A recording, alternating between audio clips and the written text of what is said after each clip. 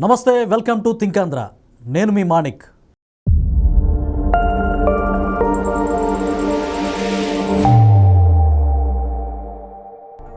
KA Paul alias Kilari Anand Paul అంతర్జాతీయ సువార్థికులు, preacher. ఆయన రాజకీయ నాయకుడు కూడా. ఒకప్పుడు ఆయన అపాయింట్మెంట్ కావాలంటే దేశాధ్యక్షుల నుంచి ప్రధానులు, మంత్రులు అందరూ కూడా ఆయన కోసం వెయిట్ చేసి క్యూలో ఉండేవారు. అయితే ఆయన రాజకీయాల్లోకి వచ్చాక ఒక రకంగా కామెడీ పీస్గా మిగిలిపోవడం నిజంగా బాధాకరం. ఆయన అన్నెసెసరీగా ఏపీ ముఖ్యమంత్రి మీద, చంద్రబాబు నాయుడు గారి మీద, లోకేష్ గారి మీద, డిప్యూటీ సీఎం పవన్ కళ్యాణ్ గారి మీద, ఇంకొంతమంది మీద అనవసరమైనటువంటి వ్యాఖ్యలు చేశారు.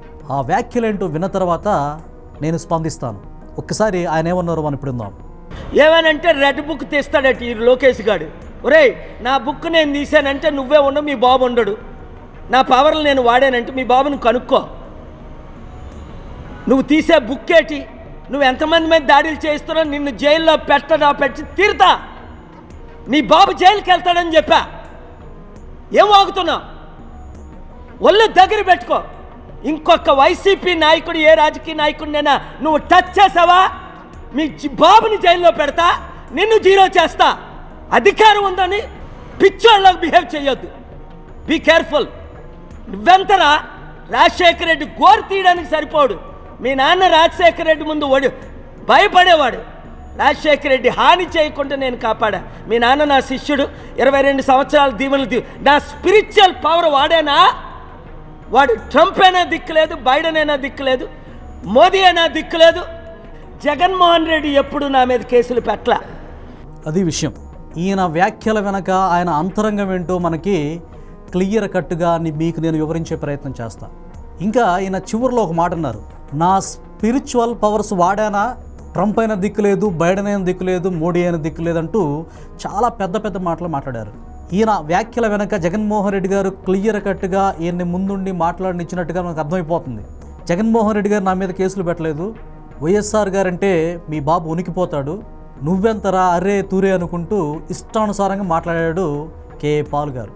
ఇది ఎంతవరకు సమంజసం? అసలు ఆయన ఎందుకు మాట్లాడాడు? ఎప్పుడైనా లోకేష్ గారు కేఏ పాల్ని తక్కువ అంచనా వేసి మాట్లాడారా? అసలు ఆయన విమర్శించారా? అసలు ఆయన్ని ఈయన ఎందుకు అనాల్సి వచ్చింది? కేఏ పాల్ గారు ఎందుకు ఇంత ద్వేషభావంతో మాట్లాడాల్సి వచ్చిందనంటే దీని వెనకాల జగన్మోహన్ రెడ్డి గారు స్క్రిప్ట్ ఇచ్చి, ఆయన్ని పురమాయించి, కొంత అవసరాలకు డబ్బులు ఇచ్చి ఈయన్ని బుస్కో అంటూ వాడాడు అని చాలామంది ప్రజల అభిప్రాయం. ఆ ప్రజల అభిప్రాయానికి నేను నాకున్న పరిజ్ఞానం మేరకు వాస్తవాలని విశ్లేషించే ప్రయత్నం చేస్తా.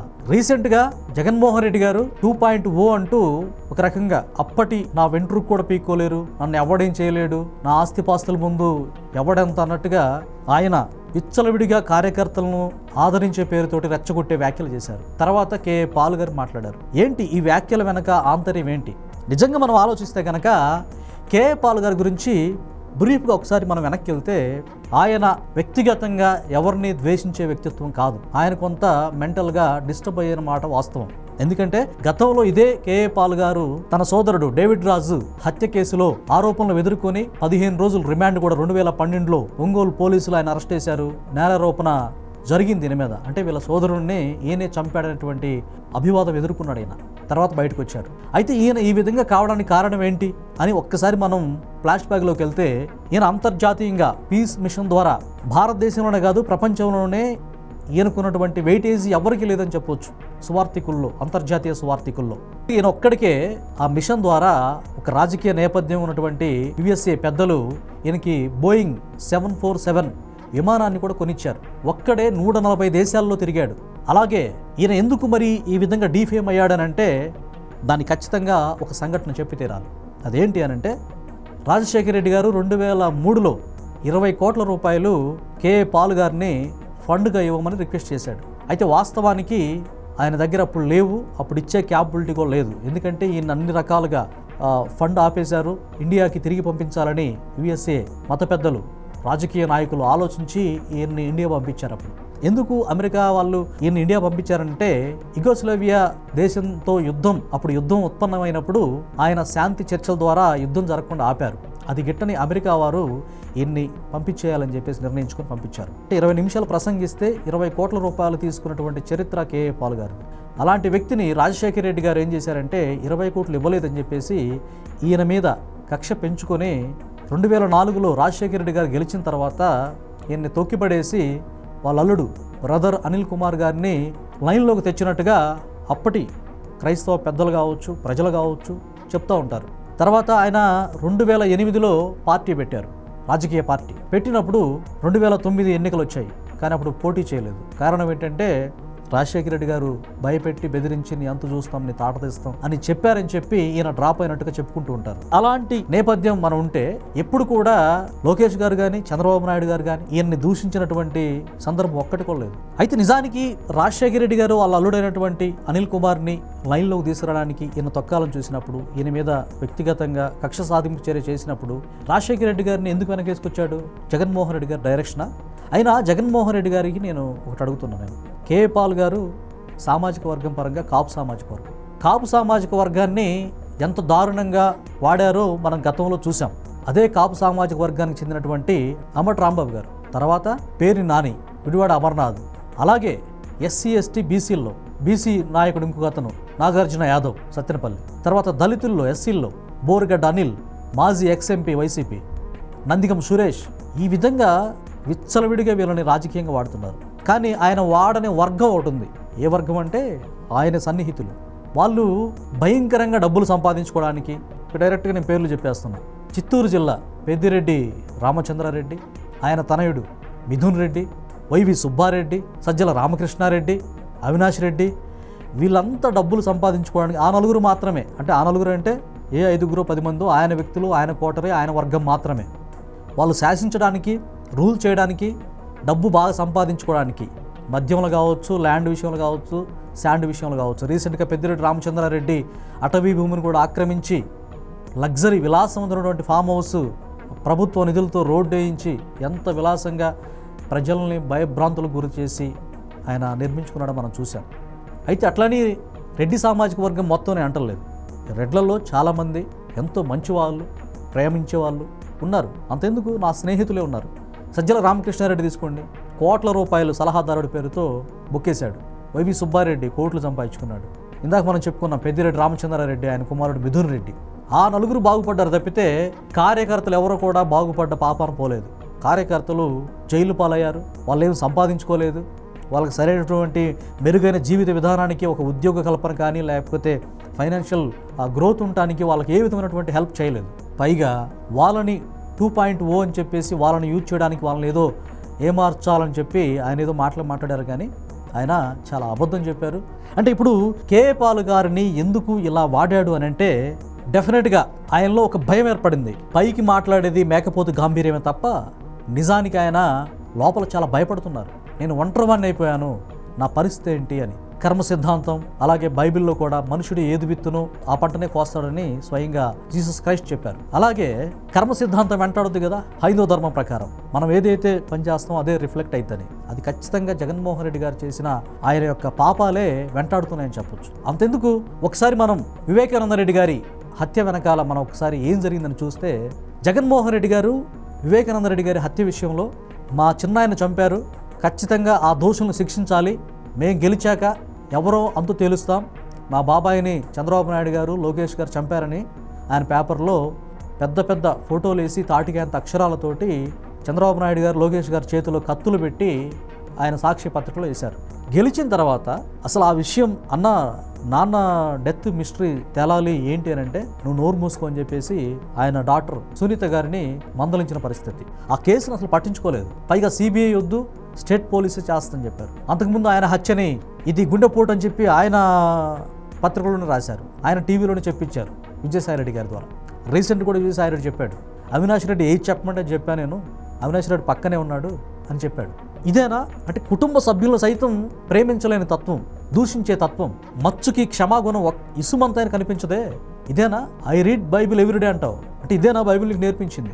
అయితే అంతర్జాతీయ సువార్థికుడిగా కేఏ పాల్ గారు లోకేష్ గారిని తిట్టడం వెనక ఆంతర్యం ఏంటి అనేది ఇప్పుడు మనం మాట్లాడుతున్నాం. అయితే ఇక్కడ బైబిల్ ఏం చెప్పింది అనేది ఇప్పుడు నేను క్లియర్గా చెప్పే ప్రయత్నం చేస్తాను. ఇప్పుడు ఆయన ఏమన్నారు, ఒరే లోకేష్ అంటూ మీ బాబుని నిన్ను జైల్లో వేస్తారంటూ కసిగా అర్రే తూరి అనుకుంటూ ద్వేషాన్ని విరజిమ్మారు. కానీ బైబిల్లో ఏముందో నేను స్క్రీన్ మీద కూడా నేను వేయించే ప్రయత్నం చేస్తాను. ఇది నేను పాలు గారి కోసం ఈ రెఫరెన్స్ వాడుతున్నా. బైబిల్లో 1 యోహాను సువార్త 3వ అధ్యాయం 15వ వచనంలో ఏముందంటే, తన సహోదరుని ద్వేషించువాడు నరహంతకుడు, ఏ నరహంతకుని యందును నిత్యజీవం ఉండదని మీరు ఎరుగుదురు. చూసారా ఎంత గొప్ప మాట. క్రైస్తవుడు అనే వ్యక్తి, బైబిల్ విశ్వాసి ఒక సాటి మనిషిని ద్వేషించకూడదు. ద్వేషిస్తే ఎలాంటి తప్పిదము అని బైబిల్ చెప్తుంది తెలుసా? నరహంతకుడు అని అంటుంది. ఒక మనిషిని దూషిస్తే అది నరహత్యతో సమానం అంట. నెక్స్ట్ ఇంకో రిఫరెన్స్ చూపిస్తాను.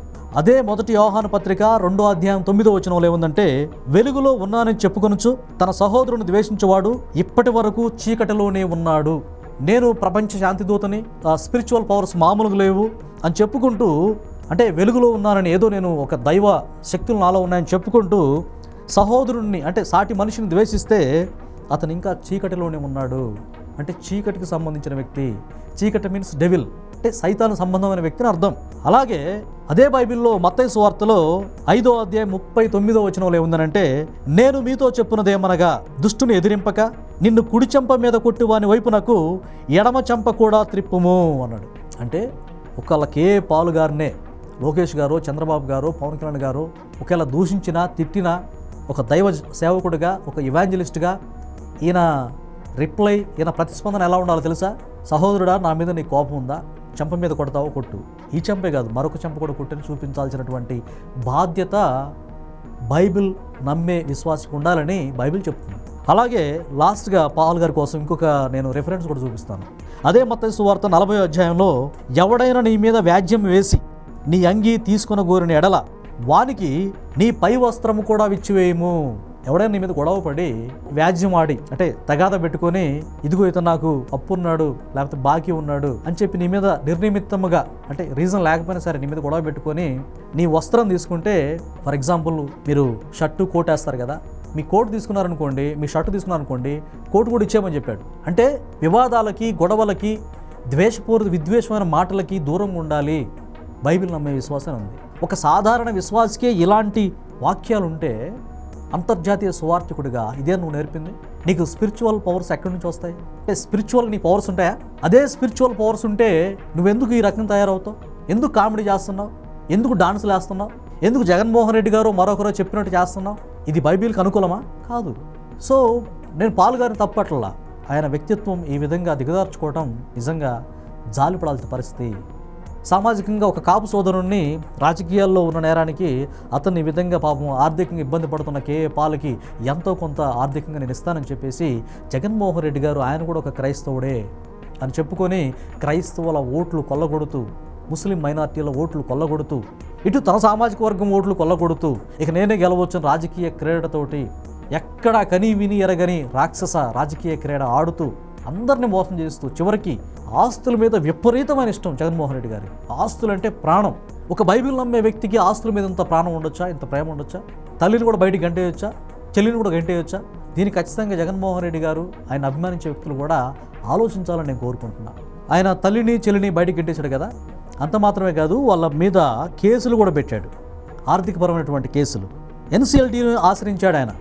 అంటే నాకు వాటా రావాలి, మా చెల్లె కూడా కావాలంటుంది, నా తల్లి కూడా కావాలంటుంది, వాళ్ళకి ఎవరు పొద్దు నాకే కావాలి, నా స్వార్జితం నేను సంపాదించుకున్నాను, నేను చాలా నిజాయితీగా సంపాదించానని చెప్పేసి ఆస్తుల మీద మక్కువతో, ప్రేమతో పేగు తెంచుకొని పుట్టిన తల్లిని కూడా గెట్ అవుట్ అని చెప్పి గౌరవ అధ్యక్షురాలు పదవి నుంచి కూడా తీసిపడేసి లైఫ్ లాంగ్ నేనే శాశ్వత అధ్యక్షుని అని చెప్పి ప్రకటించుకున్న జగన్మోహన్ రెడ్డి గారు, ఆయన చెల్లెలు కూడా జగన్ రెడ్డి అంటూ పరుష పదజాలంతో, అతను విషనాగు అంటూ చాలా బాధాకరంగా వ్యాఖ్యలు చేశారు. శర్మ గారు కూడా తల్లిని అపహసించి, అంటే పట్టించుకోకుండా ఒక రకంగా హేయభావంతో గెట్అవుట్ అని చెప్పడం కానీ, ఆ మాట వినకుండా పాపకు కూడా ఇవ్వు నాయనా, నువ్వు ఒక్కడవే కాదు 2 బిడ్డలు కదా నాకని చెప్తే పట్టించుకోకుండా, ఏమా నువ్వు చెల్లికి నువ్వు సపోర్ట్ చేస్తావా, గెట్అవుట్, నా దగ్గర ఎవరొద్దు అంటే వాళ్ళ చెల్లి కూడా ఉంది, అన్న నాన్న ఉన్నప్పుడే మాట ఇచ్చారు కదా, అప్పుడు విజయసాయి రెడ్డి గారు ఉన్నారు, వైవి సుబ్బారెడ్డి గారు ఉన్నారు, నా ఆస్తులు నాకు ఇస్తానని ప్రామిస్ చేశావు కదా, ఇదేంటన్నా అంటే గెట్అవుట్ అని ఒకానొక సందర్భంలో ఆమె మెడపట్టి గోడకి నొక్కిన పరిస్థితి అని డైరెక్ట్గా షర్మిల గారు చెప్పిన మాట,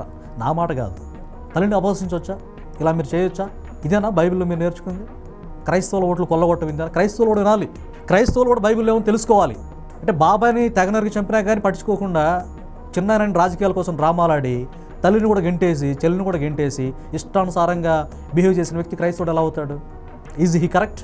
అతను సరైన పర్సనేనా? ఆయన వేలం వెరిగా అభిమానించడం కాదు, కులం మూలానో లేకపోతే తలపైన ముద్దులు పెట్టినట్టు యాక్షన్ చేసి ఇట్లా పెట్టి ఇది కరెక్ట్ కాదు.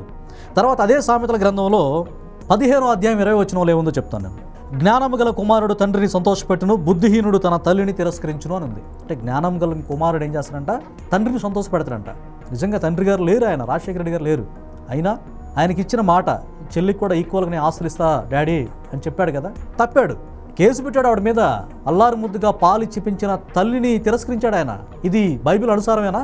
బైబిల్ చెప్తుందా అలాగే? జగన్మోహన్ రెడ్డి గారు మీకే, క్రైస్తవులు కూడా ఆలోచించాలి. వేలం వెర్రిగా మన క్రైస్తవుడు మామూలు వ్యక్తి కాదు. జగనన్న అమాయకంగా ఆయన మాట్లాడతారు, కానీ లోపల ఎంత క్రూయాలిటీ ఉందో విత్ బిబ్లికల్ ఎవిడెన్స్తో చెప్తున్నాను. బైబిల్ ఒకటే ఉంటుందండి. ఒక సహోదరుని ప్రేమించడానికి, ఒక సహోదరుడిని మేలు చేయడానికి అవసరమైతే నువ్వు బలివ్వు అని ఉంటుంది. ఈ విధమైన భయంకరమైన రాజకీయాలు చేస్తూ, మనుషులు హత్య జరుగుతున్నా రకరకాల దూషిస్తూ, అమ్మనాబూతులు తిట్టిస్తూ, కొడాలినాని ఎలా తిట్టాడు, వల్లభనేని వంశీ ఎలా తిట్టాడు, అంబటి రాంబాబు ఎలా తిట్టాడు, నిండు అసెంబ్లీలో లోకేష్ గారి మాతృమూర్తిని తిట్టించలేదా? ఆయన పుట్టుక మీద ఎన్ని మాటలు మాట్లాడించావు? వాళ్ళు తిడతా ఉంటే నువ్వు వారించావా? నో. పైశాచిక ఆనందంతో రాక్షసులాగా నవ్వుతావా? నువ్వు క్రైస్తవుడువా? ఇన్ని బైబిల్ విషయాలు ఎందుకు చెప్పానో తెలుసా? నీకోసమే. క్రైస్తవులు కనువిప్పు కలగడం కోసమే హిందూ సోదరులు డైవర్ట్ చేస్తాడు, ముస్లిం సోదరులు డైవర్ట్ చేయడం. ఇది ఎంతవరకు కరెక్ట్? మళ్ళీ ఎవరో విశాఖపట్నంలో పీఠాధిపతి ఆయన దగ్గరికి వెళ్ళి పాదాభివందనం చేస్తాడు ఆయన. అంటే ఇటు హిందువులను మోసం చేస్తాడు, క్రైస్తవులను మోసం చేస్తాడు, ముస్లిమ్స్ని మోసం చేస్తాడు. వీళ్ళు మోసపోయి గంప గుర్తుకు ఓట్లేస్తాడు. ఎందుకు? మరొక వివేకానంద రెడ్డిని, మరొక చెల్లెల్ని, మరొక తల్లిని, నీతిగా నిజాయితీగా రాజకీయాలు చేసే వ్యక్తుల్ని అంటే ఏమర్చడానికి, అంతమొందించడానిక? ఇదేనా రాజకీయం అంటే? వేల కోట్ల రూపాయలు, లక్షల కోట్ల రూపాయల డబ్బులుంటే ఇదంతా చేయొచ్చా? కేఏ పాల్ కూడా ఇతని మాట విని ఇట్లా మాట్లాడొచ్చా? చాలా హార్ష్గా మాట్లాడాడు కేఏ పాల్ గారు. ఊరక గాలి కబుర్లో లేకపోతే ఒకళ్ళ మీద నిందలేయటం కాదు, నిజాలు మనం మాట్లాడుకోవాల్సిన అవసరం ఉంది. యాజ్ ఏ మీడియాగా చెప్పాలి నిజాలు. ప్రజలకు నిజాలు తెలియకపోతే ఎలాగా? గుడ్డిగా అనుసరిస్తే ఎలా? అసలు ఇవన్నీ కాదు, సింపుల్గా ఒకే ఒక్క పాయింట్. వివేకానంద రెడ్డి గారి హత్య ఎంత దారుణం జరిగిందో, ఎవరు చేయించారో మొత్తం తెలుసు. అయినా ఎవరో అన్నట్టు మా బాబాయిని మేము చంపేసుకుంటే మీకేంద్ర నొప్పి అని ఒక ఆయన మాట్లాడినట్టు షర్మిల గారు కూడా ఆ విషయాన్ని కోట్ చేసింది. అంటే ఇంట్లో వాళ్ళని చంపుకొని ఎవరు మాట్లాడకూడదా? అంటే ఇవేనా నేర్పించేది? అంటే బాబాయిని, తల్లిని, చెల్లిని, సొంత రక్త సంబంధికులని, కన్న తల్లిని ప్రేమించలేని వ్యక్తి సమాజంలో ఉన్న ఇతరులను ప్రేమిస్తాడా? తనకి రాజకీయ లబ్ధి, తనకు ఆర్థికపరమైన లావాదేవీలతో లాలుచిపడుతూ ఇందాక చెప్పిన వ్యక్తులు పెద్దిరెడ్డి రామచంద్రారెడ్డి, మిథున్ రెడ్డి, వైవి సుబ్బారెడ్డి, సజ్జల రామకృష్ణారెడ్డి, వీళ్ళందరూ డబ్బులు పంచుకొని కోటరీగా ఒక ప్రభుత్వాన్ని చలవిడిగా నడిపించి ఒక సంస్థానంలాగా, ఒక నిరంకుశ ప్రభువులాగా పరిపాలిస్తూ మళ్ళీ నేను వస్తాను, మీ అంత చూస్తాను 2.0 అని చెప్పేసి వార్నింగ్ ఇస్తున్నారు. ఏది ఏమైనా కేఏ పాల్ గారు ఎంత దారుణంగా మాట్లాడడం, జగన్మోహన్ రెడ్డి గారు ఎంత డబ్బులు ఇస్తే మాత్రం ఇలా మాట్లాడడం ఆయనకి తగదు. స్పిరిచువల్గా ఆయన ఫెయిల్ అయిపోయారు. జగన్మోహన్ రెడ్డి బైబిల్ పేరెత్తే హక్కు కూడా లేదు. ఎవరిని ఇక మీరు మోసం చేయడానికి వీల్లేదు. ఒక సాటి ఆంధ్రప్రదేశ్ పౌరుడిగా నేను ప్రజలందరూ కూడా రిక్వెస్ట్ చేస్తున్నా, జగన్మోహన్ రెడ్డి గారి యొక్క ఆంతర్యాన్ని అర్థం చేసుకోమని నేను కోరుకుంటున్నాను. సో ఈ వీడియో మీద మీ అభిప్రాయాన్ని కామెంట్ రూపంలో తెలియజేయండి. ఇది ఈరోజు వీడియో. మరొక వీడియోతో మళ్ళీ మీ ముందుకు వస్తాను. అప్పటి వరకు థ్యాంక్ యూ.